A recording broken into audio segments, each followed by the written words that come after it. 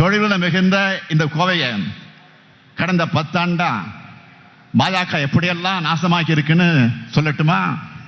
பாஜக ஆட்சியில் 2 பெரிய தாக்குதல் நடந்துச்சு. ஒன்று, கருப்பு பணத்தை ஒழிக்கிறேன்னு சொல்லி ஏழைகளுடைய சுருக்கு பையில் இருந்த பணத்தையும் பறிச்ச பண மதிப்பு இழப்பு நடவடிக்கை தான் முதல் தாக்குதல். இதனால பணப்புழக்கம் குறைஞ்சிச்சு, பல தொழில்கள் முடங்கி போச்சு. 2வது தாக்குதல், ஜிஎஸ்டின்னு ஒரு சட்டத்தை கொண்டு வந்து இந்த கோவையில் முதலாளிகளாக இருந்தவங்கெல்லாம் கடனாளிகளாக ஆக்கினாங்க. பலர் தங்க கம்பெனிகளை இழுத்து மூடுற நிலைக்கு தள்ளிட்டாங்க. அது மட்டுமல்ல, வங்கதேசம் கூட பாஜக அரசு போட்ட ஒப்பந்தத்தால இங்க உருவான நூலும் துணியும் தேங்கி கிடக்குது. 35 விழுக்காடு மில்கள் மூட வேண்டிய நிலையில இந்த மேற்கு மண்டலம் இருக்கு. 2 முறை கோவை பகுதிக்கு வந்து கொங்கு பகுதி எனக்கு மிகவும் நெருக்கமான பகுதின்னு பிரதமர் பேசினார்ல. திமுக தமிழ்நாட்டுக்கான வளர்ச்சி திட்டங்கள் தடுக்குதுன்னு சொன்னார.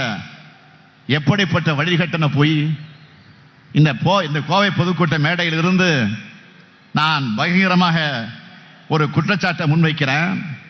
தமிழ்நாட்டை சார்ந்த ஒரு மிகப்பெரிய தொழில் நிறுவனம் 6500 கோடி ரூபாய் முதலீட்டில் கோவையை சேர்ந்த 10,000 பேருக்கு வேலை வாய்ப்பு அளிக்கக்கூடிய முதலீட்டை மேற்கொள்ள முடிவாச்சு. தமிழ்நாடு அரசு கூட இதுக்கான எல்லா பேச்சுவார்த்தைகளையும் முடிச்சு வச்சிருந்தோம். ஆனால் அவங்களை மிரட்டி அந்த தொழில் திட்டத்தை குஜராத்துக்கு மாற்றிட்டாங்க. இதுதான் கோவைக்கான பாஜகவினுடைய போலி பாசம். எதிர்காலத்தில் மிகப்பெரிய வாய்ப்புகள் வரும். செமி கண்டக்டர் தொழில் திட்டத்தை குஜராத் மாநிலத்துக்கு மிரட்டி மடை மாத்தினது தான் பாஜக. இப்படி கூச்சமே இல்லாம இப்போ ஓட்டு கேட்டு வரீங்க. கோவையில் இருக்கக்கூடிய இளைஞர்களுக்கு வேலை வாய்ப்பு கிடைக்கிறது உங்களுக்கு பிடிக்கலையா?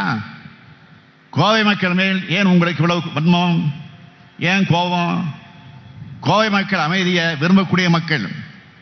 அமைதியான இடத்திலிருந்து தான் தொழில் வரும், தொழில் வளரும், தொழில் வளர்ச்சி இருக்கும், நிறுவனங்கள் நடத்த முடியும்.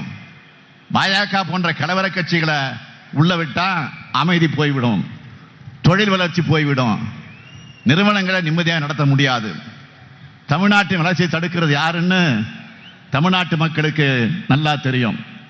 அதனால பிரதமர் இங்க வந்து இட்லி பிடிக்கும், பொங்கல் பிடிக்கும், தமிழ் பிடிக்கும், தமிழ் பிடிக்கும்னு பேசுற போலி முகமுடி மொத்தமா இப்போ கிழிஞ்சு தொங்கிடுச்சு. இப்படி கோவை வேண்டாம், தமிழ்நாடு வேண்டாம்னு புறக்கணிச்ச மோடிக்கு இப்ப தமிழ்நாடு சொல்ல வேண்டியது என்ன தெரியுமா? வேண்டாம் மோடி. சத்தமா சொல்ல வேண்டாம், சத்தமா வேண்டாம், சத்தமா வேண்டாம், வேண்டாம். தெற்கிலிருந்து வரும் இந்த குரல் இந்தியா முழுக்க கேட்கட்டும். தமிழ்நாட்டு வளர்ச்சியை தடுத்தா, தமிழ் மொழியை புறக்கணிச்சா, தமிழ் பண்பாட்டு மேல தாக்குதல் நடத்தினா தமிழ்நாட்டு மக்களோட பதில் எப்படி இருக்கும்னு ஏப்ரல் 19ஆம் தேதி உங்கள் வாக்குகள் மூலமாக காமிக்கணும். பாஜக கூட்டணியையும் பாஜகவோட பி டீமான அதிமுக கூட்டணியும் ஒரு சேர வீழ்த்தணும்.